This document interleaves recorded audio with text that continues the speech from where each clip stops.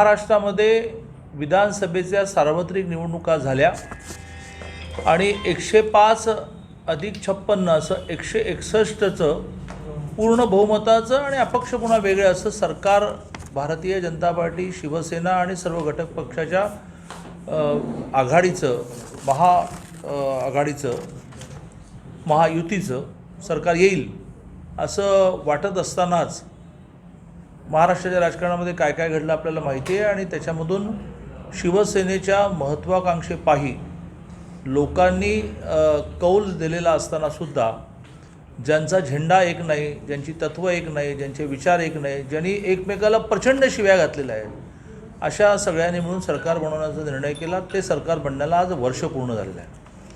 वर्षभराचा लेखाजोखा घेताना त्याचं शीर्षक असं करता येईल की पूर्णपणे गोंधळलेलं सरकार, एकमेकाचा पायपोस एकमेकाच्या पायपोस नसताना सरकार आणि सगळ्यात महत्त्वाचं म्हणजे संवेदनशीलता हरवलेलं सरकार. कुठली संवेदनशीलता राहिली?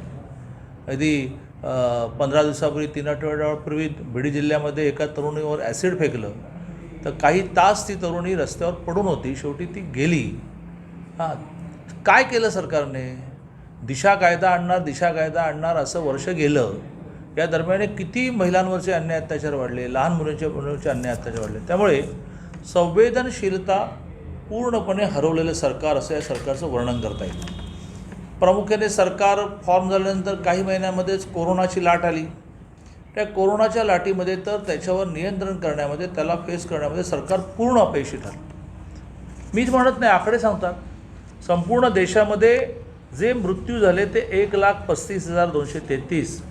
आजची डेटला महाराष्ट्रातले मृत्यू आहेत 46,748.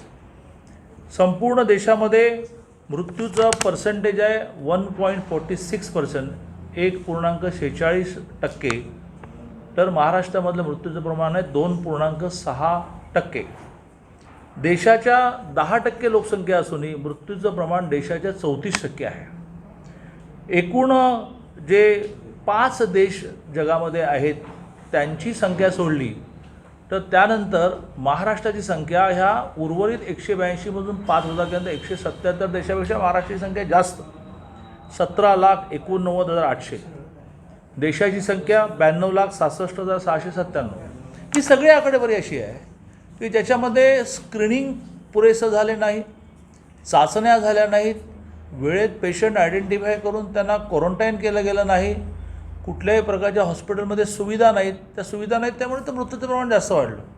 लोकांना सरकारी रुग्णालयामध्ये सेवा न मिळाल्यामुळे प्रायव्हेट हॉस्पिटलमध्ये ॲडमिट व्हायला लागले.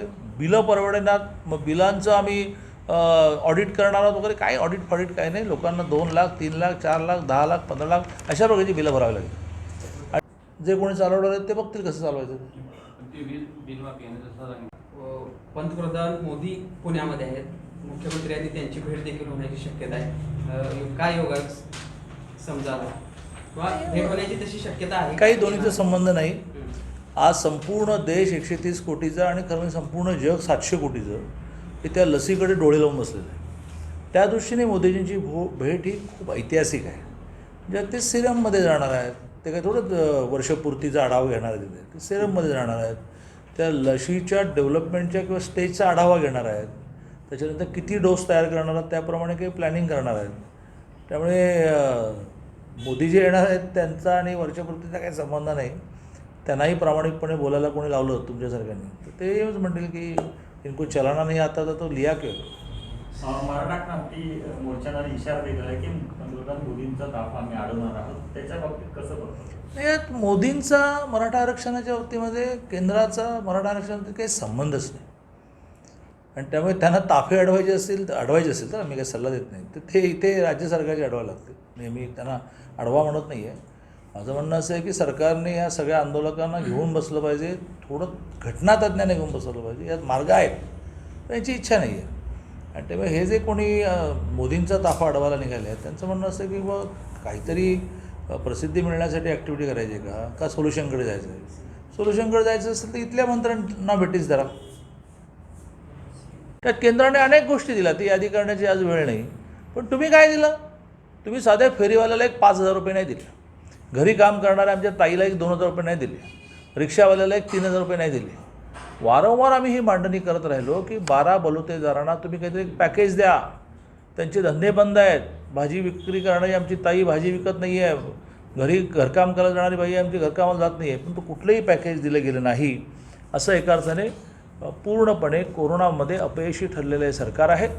आणि कोरोनाच्या नावाने मग तिजोरीत पैसे नाही आहेत, मग आम्ही कुठून अशा प्रकारचं पॅकेज देऊ, असा विषय झाला.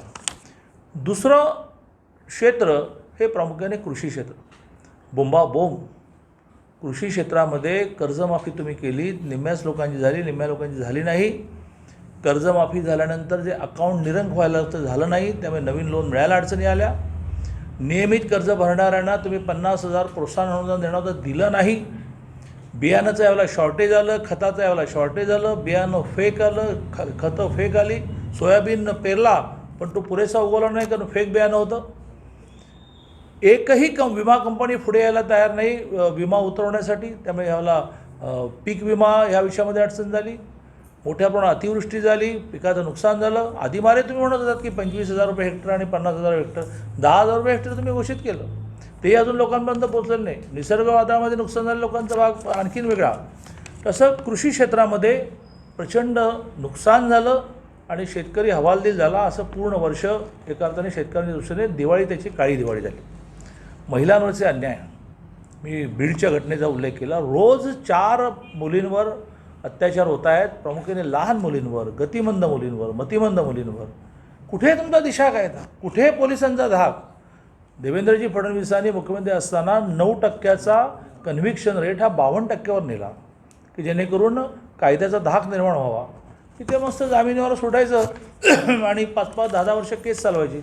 आणि महिलांवरचा अन्याय विषयामधला सुद्धा जो अनरेस्ट आहे, किती आव्हान असणार आहे? भाजपला काही प्रॉब्लेम नाही. भाजप खूप समर्थ आहे. आत्ता आम्ही महाराष्ट्रामध्ये आणि देशामध्ये 1,000 संख्येच्या बूथवर जो पदाधिकारी असतो त्याचं फिडिंग सुरू केलं तर ते महाराष्ट्राचं 15 लाख आहे आणि देशाचं ते 2.5 कोटी आहे. देशामध्ये 18 राज्यामध्ये सरकार आहे, पंतप्रधान आहेत, राष्ट्रपती आहे, उपराष्ट्रपती. आम्हाला काही फरक पडत नाही. आम्ही एक प्रखर विरोधी पक्ष म्हणून काम करणार, भांडणार, लोकांच्या प्रश्नांना न्याय मिळवून देणार. सर्वसामान्य माणसाची मात्र वाट लागेल. ज्या प्रकारे वीज बिलाचा विषय चाललेला आहे, ज्या प्रकारे महिलांवर अन्याय वाढत चाललेला आहे, मराठा आरक्षण तर त्यांनी काल कॅन्सलच करून टाकलं. 12% शिक्षणातलं रिझर्वेशन काढून टाकलं. आता आज उद्याकडे सर्क्युलर काढतील, 13% नोकऱ्यातले काढतील.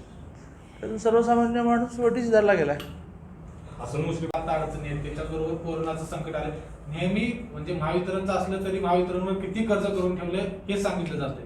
तुम्ही याच्याकडे कसं बघणार आहात? किंवा मी एवढंच पडेन की चालवता येत नव्हतं तर घेतलं कशाला सरकार? हां, अकृत्रिम पद्धतीने घेतलं ना. तुमची हिंमत पाहिजे, धमक पाहिजे. आधीच्याने काय केलं तर समजा मी हे घर विकत घेतलं, आता ते विकत घेतलं तर सारखं म्हणायचं हे गळतं आहे आणि पंखा खडखड खडखड करतो आहे. ह्या घराला उत्तम करण्याची हिंमत नव्हती, तो कोणी काय गळ्यात मारलं होतं तुमच्या?